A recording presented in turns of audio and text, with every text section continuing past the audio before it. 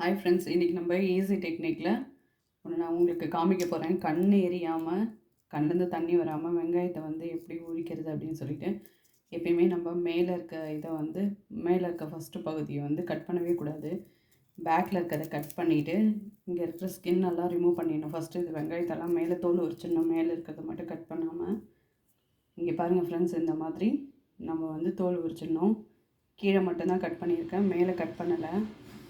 இதுக்கு அடுத்து இங்கே வந்து நம்ம ஸ்ட்ரைட்டாக இருக்க வச்சுட்டு நான் இப்படி எப்படி கட் பண்ணுறனோ அந்த மாதிரி இங்கே இப்படி கட் பண்ணுங்கள்.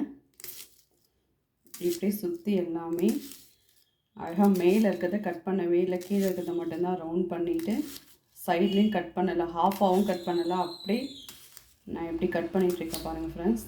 இதே மாதிரி ஃபுல்லாக வெங்காயத்தை ஃபுல்லுமே நம்ம கட் பண்ணிவிட்டு ஃபுல்லாகவே கட் பண்ணிட்டேன். கட் பண்ண உடனே மேலே இருக்க ஸ்டெம்மை வந்து இப்படி கட் பண்ணிவிடுங்க. கட் பண்ணிட்ட உடனே இந்த வெங்காயத்தை ஓப்பன் பண்ணி பாருங்கள்.